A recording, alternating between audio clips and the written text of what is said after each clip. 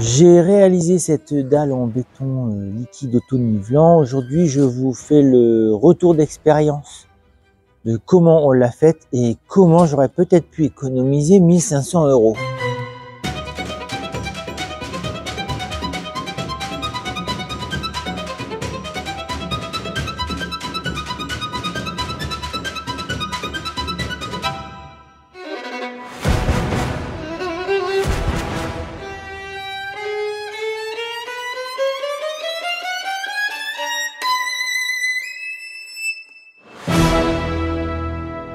Bonjour tout le monde, pour ceux qui me suivent régulièrement sur les réseaux sociaux, les chaînes YouTube, vous savez que je viens régulièrement en Bretagne Sud pour transformer cet ancien bâtiment agricole en bâtiment de stockage par box et par garage. Le bâtiment donc était destiné au stockage du matériel agricole, du foin et avait une partie pour de l'élevage. C'est un chantier familial que l'on fait par étapes en fonction des sous et puis aussi du temps que je peux venir ici. Là, on est sur une étape qui est assez importante parce que on a enfin commencé la grande partie centrale du bâtiment. Je vous partage mon expérience parce que on se dit je vais faire moi-même, ça coûtera moins cher. Alors, je pense que là pour le coup ça a coûté moins cher. Je parle de la dalle en béton. Par contre, le fait d'être inexpérimenté, même si je l'ai vu faire plein de fois et que je travaille dans le bâtiment depuis pas mal d'années maintenant, il y a quand même des choses ou des habitudes techniques et pratiques que je n'avais pas. Du coup, j'ai fait solide, on va dire. Sur la longueur du bâtiment qui fait à peu près 25 mètres, il y a un différentiel de niveau d'origine puisque c'était fonction du terrain naturel qui est à peu près de 30 ou 40 cm entre l'entrée et ici. Et comme on devait faire aussi 2 étapes pour le mettre un sol en béton, c'est-à-dire cette portion-là qui représente un tiers du bâtiment, et les 2 autres tiers du bâtiment sont nettement plus hauts sur un autre plateau. Du coup, on a pris la décision de faire 2 tranches de travaux et surtout 2 niveaux complètement séparés. Ça permet également de se mettre de ce côté au niveau du terrain naturel. Au niveau du travail, il y a un terrassier qui est venu, qui a creusé d'environ 30 cm pour mettre du gros gravat de manière à faire une piste roulable. Et ensuite, il y aura une finition qui va faire à peu près 10 cm d'épaisseur. Pour pouvoir tenir cette dalle de ce côté, mais surtout parce qu'il y a vraiment ce différentiel. Ici, on avait en premier creusé une tranchée, alors à la main, parce que on n'avait pas d'engin de mécanique pour le faire. Donc ça a été un petit peu long, mais finalement pas trop difficile physiquement. On n'a pas à se plaindre parce que le terrain était vraiment que de la terre végétale bien tassée. Donc ça s'est enlevé assez facilement. Ensuite, on a coulé une semelle en béton, pas très épaisse, mais genre une dizaine de centimètres. Et ensuite, on a monté 3 rangs de parpaings, alors qu'ils sont différents parce que pareil, on a fait du réemploi. Les parpaings, ça vieillit pas beaucoup. Donc les 2 premiers, c'est du 20 cm par 25 de haut. Et le dernier rang, qui était suffisant, c'est du 15 cm de large par 20 cm du haut. Et ça nous arrive à 1 cm ou 2 au-dessus de la future dalle qu'il y aura de l'autre côté. Au niveau de la structure du mur, parce que à partir du moment où on ouvrait, on enlevait la totalité du bardage qui était ici, il faut que le bâtiment continue à être sécurisé. Il n'y a pas grande valeur dedans dans cette partie-là, mais par principe, on maintient une cloison qui de toute façon sera utile par la suite. Donc on a créé la cloison en bois. Alors pour des raisons pratiques, pas vraiment économiques, mais ça les engendre, je fais tout avec une seule section, à part les 2 renforts, on va voir tout à l'heure. C'est tout en 6/4. Comme ça permet de commander et d'avoir des meilleurs prix sur cette section-là, puisqu'on commande exclusivement cette section-là. Et ensuite, toute la fermeture est en OSB 15 mm. Pareil, les OSB, on pouvait faire en 12, en 15, en 16, en 18. Voilà, c'est clairement, ça dépend des disponibilités. Bon, maintenant, ça va mieux, c'est revenu. On peut de nouveau commander de l'OSB avec un prix correct. Ensuite, la hauteur étant très importante parce qu'elle fait à peu près 4 mètres de haut. Donc, on a mis 2 madriers de 8 par 20 cm. 4,50 m de haut et on vient les reposer donc sur le mur ici et sur le mur ici. J'ai fait la découpe de manière à avoir être posé bien comme il faut. Les puristes me diront que j'aurais dû mettre une petite semelle en caoutchouc. J'en suis conscient, mais bon, voilà, c'est des choses qu'on a dû faire assez rapidement parce que j'habite très loin d'ici et quand je viens, c'est très la course. Il y a des choses, je sais que c'est pas parfait. Je l'ai dit, le bâtiment est extrêmement sain, c'est tout en intérieur, c'est pas sur l'extérieur. Donc je me permets ce genre de petite liberté. Précision pratique, un peu tournée à l'arrache. J'ai en train de finir le coin là-haut. L'emplacement des poteaux ici. principaux qui servent à la rigidité. Ils sont pas mis au hasard. Ils sont à peu près à un tiers, mais pas exactement. En fait, pour là aussi se faciliter la vie et gagner du temps. Et surtout éviter, vous savez, quand vous coupez vos planches, soit vous avez du pot, vous enlevez un petit bout, soit vous n'avez pas de pot. Il faut rajouter 3 cm pour faire un truc un peu propre, ou 4 cm. Pour éviter ça, en fait, on a calculé l'espace entre les murs extrêmes et l'intérieur de celui-là. Et pareil de l'autre côté, de manière à avoir justement le plus possible 4 planches entières. Et il se trouve que à l'intérieur, entre les deux, c'était un peu moins que 4 planches entières. Donc ça tombait pile poil. Ici, on a fait un renfort jusqu'à terme. Il y aura une cloison qui reviendra ici, qui viendra séparer cette partie en deux. Et au-dessus, pour finir, on mettra du grillage de manière à ce qu'il n'y ait pas l'entrée des oiseaux, mais quand même du grillage pour qu'il y ait quand même une circulation d'air, l'air nécessaire pour la bonne respiration du bâtiment. Et éventuellement, en cas de coup de vent, il vaut mieux que l'air puisse circuler plutôt que de pousser intégralement sur la structure.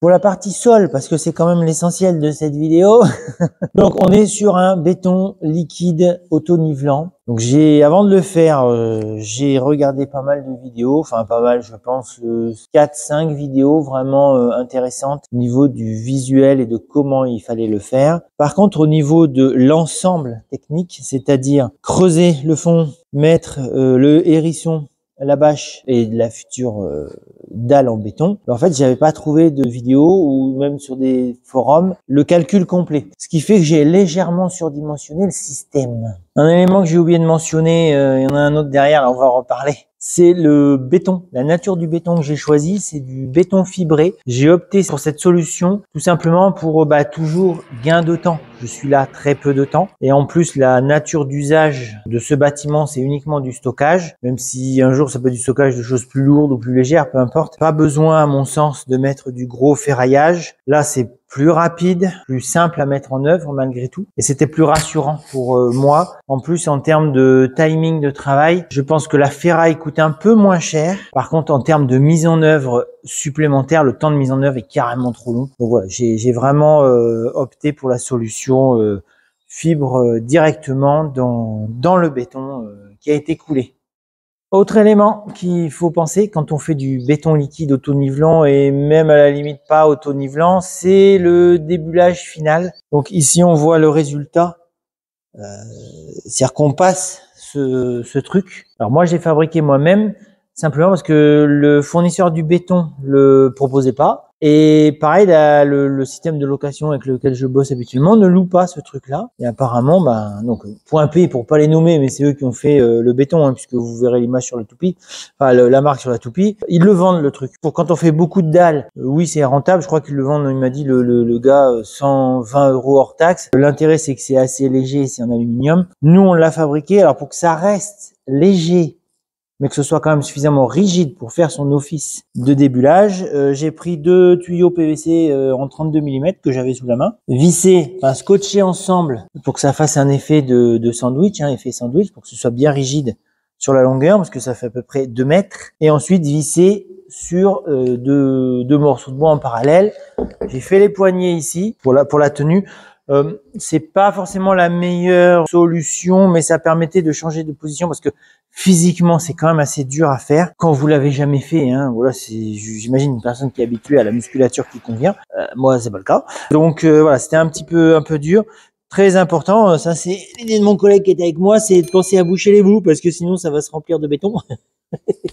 Et là, le côté léger, youpi quoi. Donc quand j'ai calculé le volume de béton nécessaire, en fait, je n'ai pris en compte que ça. Comme si j'avais été sur un terre-plein, j'ai pas pensé que je pouvais aussi prendre en compte en termes de résistance de charge ce que j'allais mettre en dessous et la nature du sol. Ensuite, il se trouve que je connaissais pas vraiment la nature du sol en profondeur. On a creusé pas loin de une trentaine ou 40 cm de manière aussi à ce que la future finition arrive avec une pente douce. Donc au niveau de la nature de terrain, ça reste du végétal sur la majorité. Là-bas, dans le coin, effectivement, la terre commençait à être jaune espèce de sable assez facile à creuser, mais c'était plus de la terre végétale. Le sol était bien compact, hein, parce que ça fait quand même, je pense, 50 ans que ce bâtiment existe et des engins roulaient régulièrement ici. Ensuite, on a mis environ 15 cm de 20-40, donc c'est du caillou, c'est du concassé. Là, pour des raisons pratiques, mais je vais revenir sur le surcoût de ce truc, j'ai acheté des big bags, 9 big bags.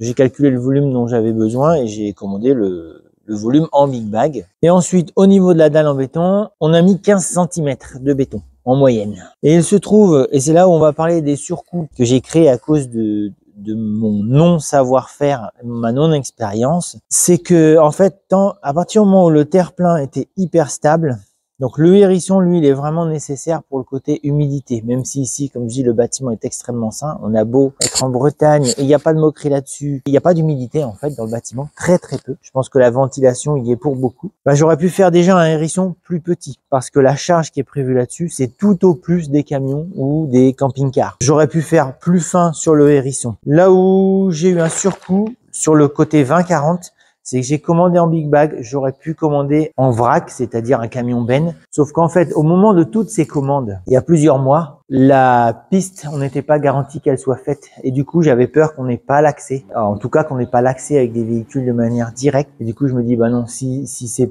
pas possible d'accéder avec des camions, il faut que je gère des petits conditionnements. Sauf que du coup, j'ai payé des big bags, donc les objets. J'ai payé le fait de mettre les 20-40 dans les big bags et j'ai payé 19 € hors taxe de livraison par big bag. Donc déjà là, gros surcoût. C'est vrai qu'au lieu d'avoir un énorme tas de 20-40, le livreur a pu nous mettre les big bags répartis au centre de la zone de travail. Et ensuite, avec la mini pelle, on a poussé les big bags. Alors, je vous mets une petite image qu'on a filmée. Les big bags, on les a vidés en premier en poussant. Et on va dire, les 5-6 premiers, ça s'est super bien passé. Je poussais le big bag et je rattrapais avec le godet. Et je soulevais le big bag et le gravier tombait. Sauf qu'au moment de filmer, évidemment, ça s'est pas passé comme ça. Le dernier, ça a été juste une galère au moment où on filmait. Bon. Et je pense que stratégiquement, si on n'était pas dans le mouvement dont on est pressé parce que le béton il arrive demain, j'aurais quand même pris le temps de me poser, de changer le godet à chaque fois en fonction du besoin. Et là, le petit godet de 20 cm avec les dents aurait été plus pratique pour faire cette récupération des 20-40. Une fois que le 20-40 est posé, alors c'est pas facile à ratisser avec un râteau. Je sais pas la technique qui est utilisée par les professionnels qui font ça toute l'année. Nous, on a un peu galéré et au final, on en a eu un petit peu marre. On a dit bon, c'est bon.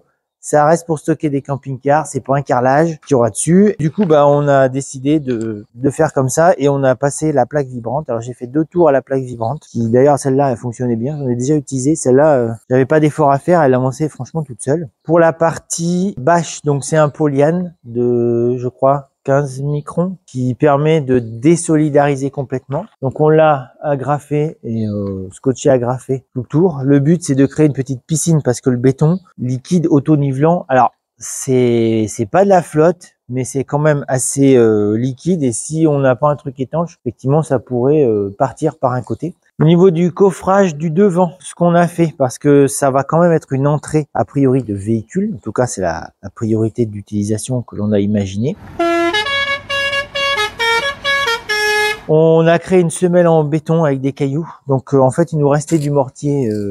Je précise, tout le mortier, le béton qu'on a utilisé, c'est du mortier prêt à l'emploi. Hein. J'ai pas pris Je sais que ça aurait été moins cher à prendre du gravier, du sable, du ciment, tout à part, faire le mélange. Là, pour le coup, on avait une toute petite bétonnière de 130 litres, d'une part, et surtout le gain de temps. C'est vrai qu'on paye plus cher la matière, mais le gain de temps est franchement énorme.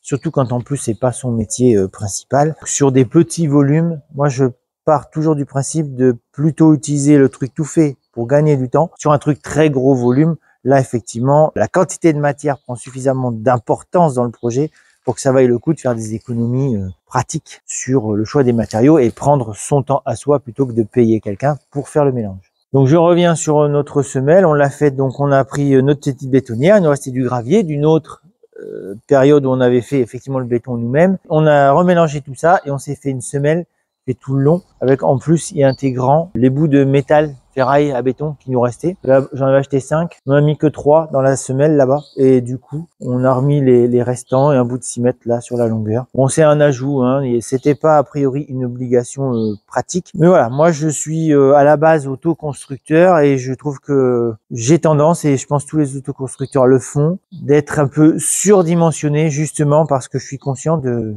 mon non-professionnalisme dans ce secteur. Dans mon métier, c'est pas pareil, hein.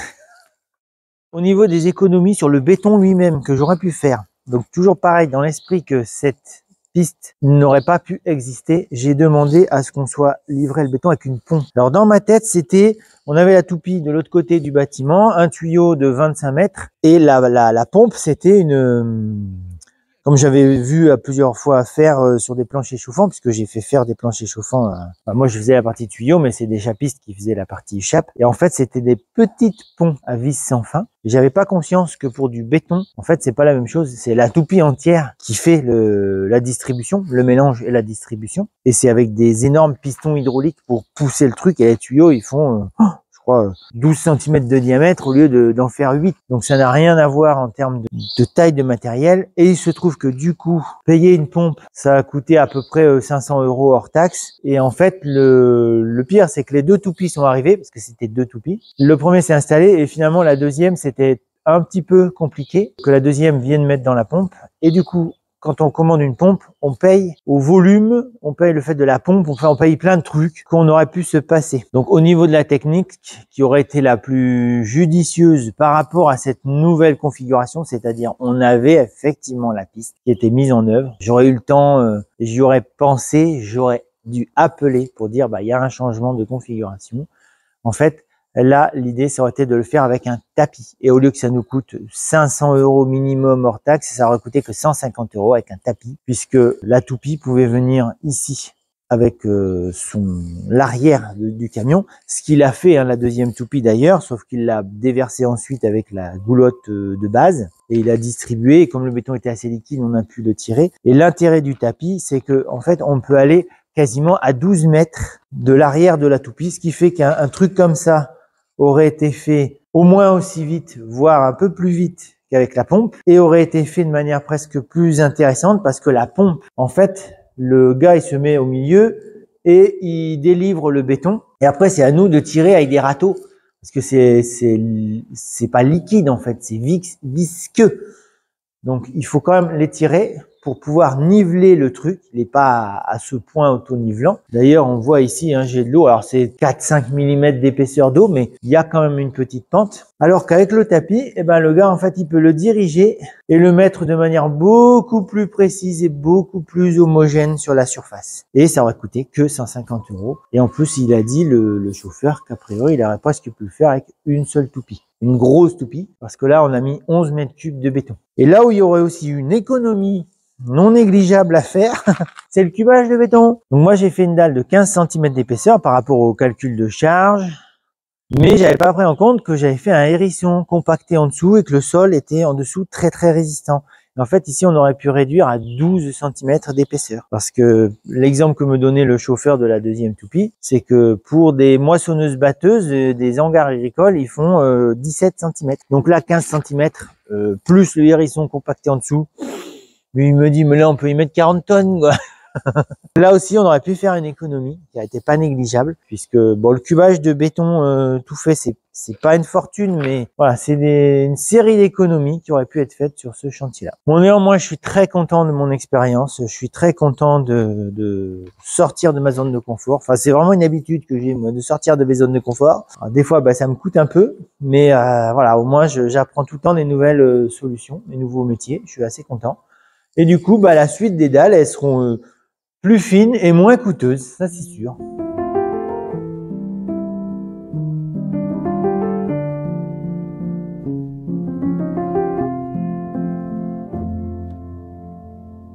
Non, j'ai encore oublié un truc. Le produit qu'on met à la fin. Alors pour l'expérience que moi j'en avais, quand on fait une dalle béton, ou une chape béton, en tout cas, en ciment, les chapes chauffantes que j'ai fait faire, et systématiquement, ils me demandaient de d'empêcher les courants d'air. Donc il n'y avait pas ce produit. Donc et là on est sur un endroit totalement ouvert. Donc bon, au dernier moment j'y ai pensé, j'ai demandé est-ce qu'on doit le faire. Non, en fait on met ce produit chimique. Ce produit chimique, lorsqu'il sèche, il crée un voile étanche. Ça empêche une évaporation trop rapide du ciment et ça lui permet de polymériser tranquille. Un ciment, du béton, ça durcit, ça ne sèche pas. C'est pas l'évaporation de l'eau qui fait que le béton devient dur, hein, c'est vraiment une polymérisation. Et d'ailleurs, la meilleure preuve, c'est que vous pouvez faire du béton, le préparer, le mettre, l'immerger dans l'eau, et ça durcit quand même. C'est pas l'évaporation, ça ne sèche pas. Voilà, c'est très important.